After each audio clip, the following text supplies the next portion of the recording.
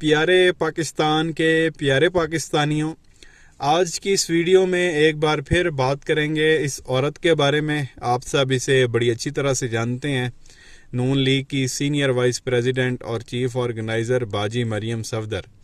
پیارے پاکستانیوں، آپ کو یاد ہوگا کچھ دن پہلے اس نے ایک انٹرویو دیا تھا منصور علی خان کو، اور وہ انٹرویو بہت زیادہ آپ کہہ لیں وائرل ہوا تھا۔ اس کے کلپس سوشل میڈیا پہ جو ہے وہ بہت زیادہ وائرل ہوئے تھے، کیونکہ اس انٹرویو میں جو ہے وہ باجی مریم نے بہت زیادہ بونگیاں کھچیں ماری تھی۔ جیسے وہ اس نے کہا تھا جی میں جب ادھر کوٹ لکھپت جیل میں تھی تو باتھ روموں کا بڑا برا حال تھا، جب میں جیل میں گئی تو میں نے باتھ روم چمکا دیے تھے، اسکوئکی کلین کر دیے تھے۔ پھر وہ کہتی رہی جی میرا ادھر ایڈمیشن ہو گیا تھا تو پھر مجھے جو ہے وہ انگلش لٹریچر بڑی پسند تھی، تو پھر میں نے پولیٹیکل سائنس میں پی ایچ ڈی کر لی تھی۔ مطلب عجیب و غریب قسم کی جو ہے وہ انٹرویو کے دوران اس نے باتیں کی، جس پہ جو ہے وہ بڑے اس پہ میوز بھی بنے تھے۔ وہ کلپس میں نے بھی آپ کے ساتھ شیئر کیے تھے۔ تو وہ بڑا ایک یادگار جو ہے وہ اس کا انٹرویو تھا اس کی بونگیوں کی وجہ سے۔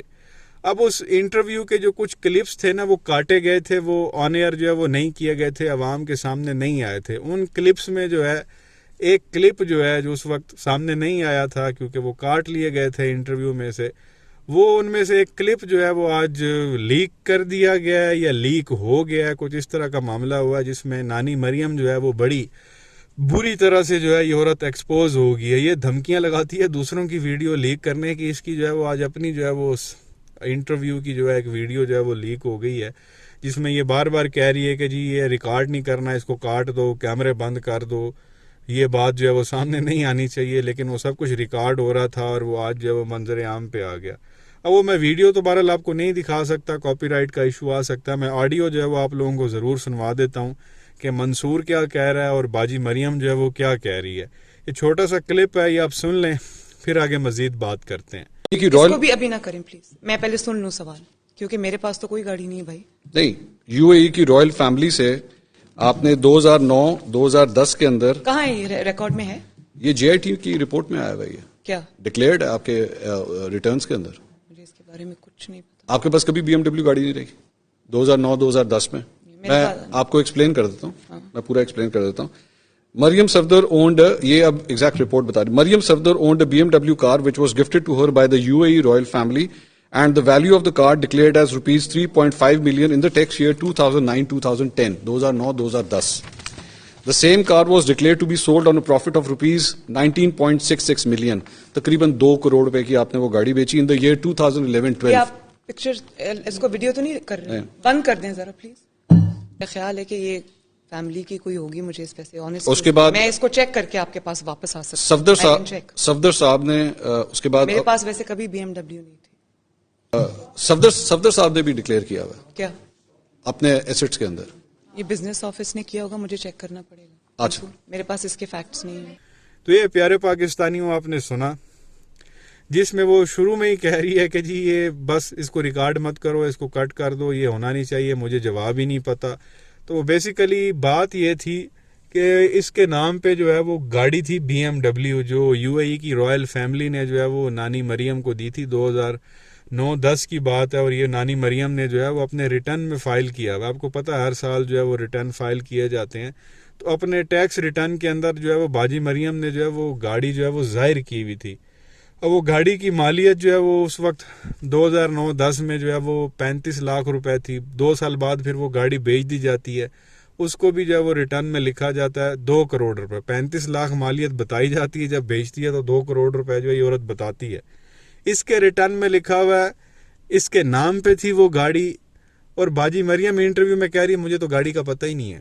وہ منصور کہتا ہے جی آپ کے ہسبینڈ نے بھی جو ہے اس کو ڈکلیئر کیا ہوا ہے، آپ نے بھی ڈکلیئر کیا ہوا ہے، آپ کے ریٹرن میں یہ لکھی ہوئی ہے اور آپ کو پتہ ہی نہیں ہے۔ وہ پھر کہتی شاید بزنس آفس نے لکھ دیا ہو، میں نے تو کبھی بی ایم ڈبلیو چلائی نہیں ہے، مجھے تو پتہ نہیں ہے۔